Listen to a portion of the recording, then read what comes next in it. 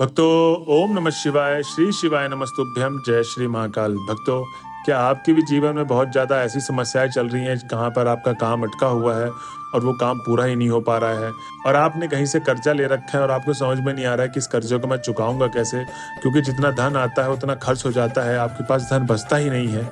और आपके जीवन में क्या ऐसी भी समस्या है कि जो आपका बच्चा है वो आपके हाथ से निकल गया है, मतलब वो गंदी आदतों के चक्कर में ज्यादा पड़ रहा है, बुरी संगत में पड़ चुका है, आपकी बात बिल्कुल भी नहीं मानता, नंबर बहुत कम आते हैं उसके।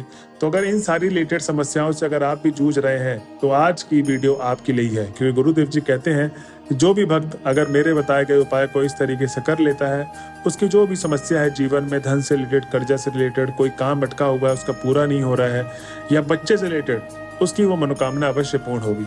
तो भक्तों, जैसे कि आप सबको पता कि गुरुदेव जी की कथा होती है, तो ये जो मैं जितनी भी समस्याएं बताई है ये आई कहाँ से, मैं वो बताना चाहता हूँ आपको, इसीलिए आपको ये सुनना जरूरी है। कि अब जैसे कि आप सबको पता कि गुरुदेव जी की जो कथा होती है उसमें बहुत सारे लोग कथा में पत्र के द्वारा उनसे सवाल पूछते हैं और कहते हैं कि हे गुरुदेव, आपने हमें बहुत सारे उपाय बताए, हमने उस उपाय को भी किया, हमारी मनोकामना भी पूर्ण हुई, लेकिन कृपया करके हमें कर्जा से अगर कोई काम अटका हुआ तो उसको कैसे पूरा किया जाए, और हमारा बच्चा हाथ से निकल गया है, इन सारी समस्याओं से रिलेटेड आप हमें उपाय बताइए। तब गुरुदेव जी कहते हैं कि जो भी भक्त मेरे बताए गए 2 से 3 उपाय कर लेता है, जो आज की कथा में बताऊंगा, उसको करने मात्र से वो सारी समस्याएं दूर हो जाएंगी जो आप सबने बोली है। तब भक्तों ने उन उपायों को सुना ध्यान से और उसके बाद वो उपाय घर जाके करते हैं।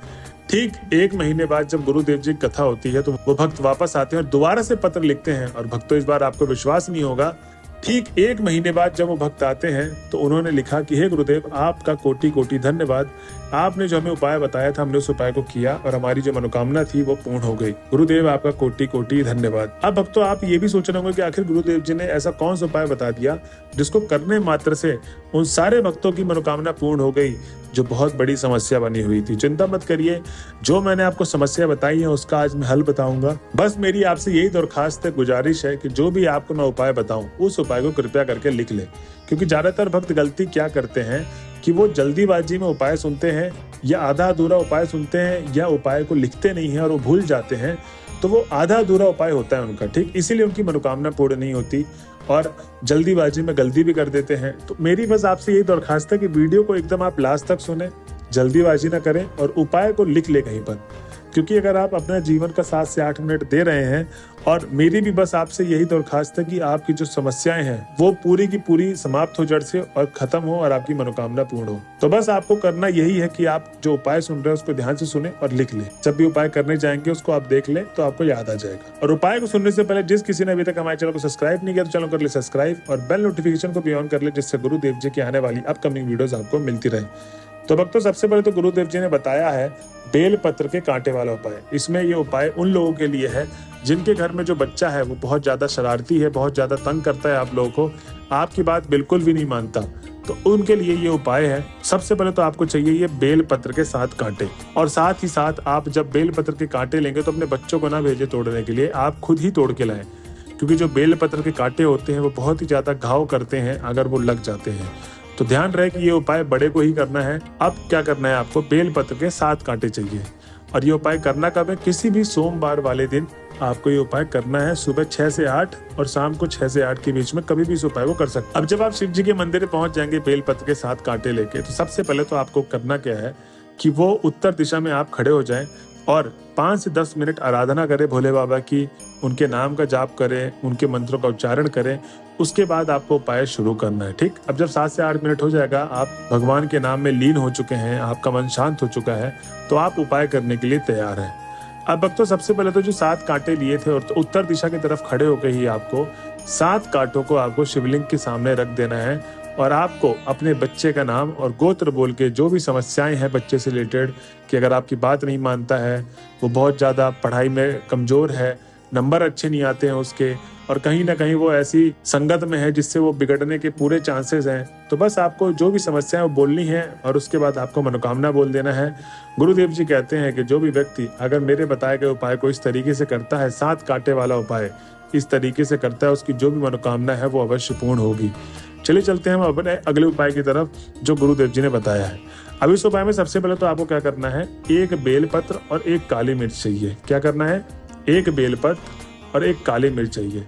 अब भक्तों करना क्या है कि अपने दाहिने हाथ में उस एक बेलपत्र को और एक काली मिर्च को रख लें और अपने घर के कोने कोने में उसको घुमा दें। कहाँ पर?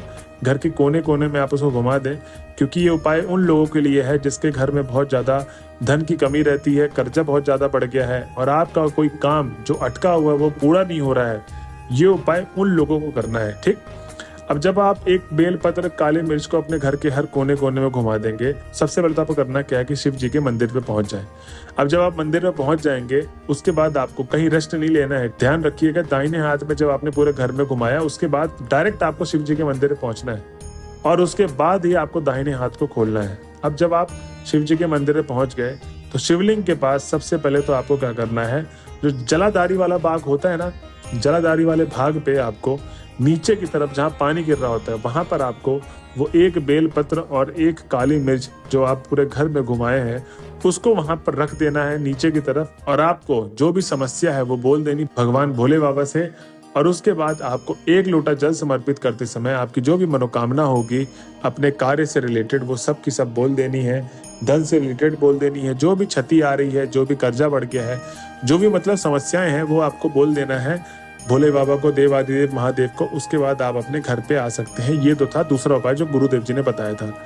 भक्तों, अब चलते हैं अपने अगले उपाय की तरफ जो गुरुदेव जी बताते हैं कि इसमें आपको क्या चाहिए। एक बेलपत्र की डंडी और एक काली मिर्च और एक लोटा जल। अब जो एक बेलपत्र की डंडी लेंगे वो ज्यादा बड़ी ना ले, छोटी सी डंडी ले लें और एक काली मिर्च और एक लोटा जो जल लेंगे वो घर से भरा हुआ होना चाहिए, ठीक। अब सीधे चले जाए महादेव के मंदिर में और उसके बाद गुरुदेव जी कहते हैं कि ये उपाय उन लोगों के लिए है जिनकी कोई भी मनोकामना, कैसी भी मनोकामना अधूरी रह गई है और वो पूरा करना चाहते हैं, तो इसके लिए ये उपाय कर सकते हैं। बस ये उपाय को आप किसी भी सोमवार वाले दिन ही करें, ठीक।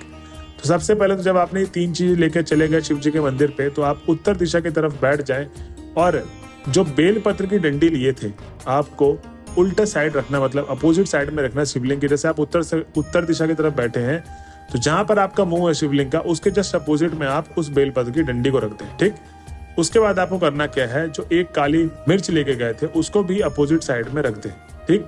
उसके बाद जो एक लोटा जल लेके गए थे वो आपको दोनों हाथों को ऊंचा करके शिवलिंग पर अर्पित कर दे जल को और श्री शिवाय नमस्तुभ्यम बोल के जाप करते करते आपको अपनी समस्या बोलनी है। और जो भी मनोकामना है, आपकी मनोकामना पूर्ति का उपाय ये है, तो जो भी आपकी मनोकामना है उसको बोल देनी है भगवान भोले बाबा के सामने।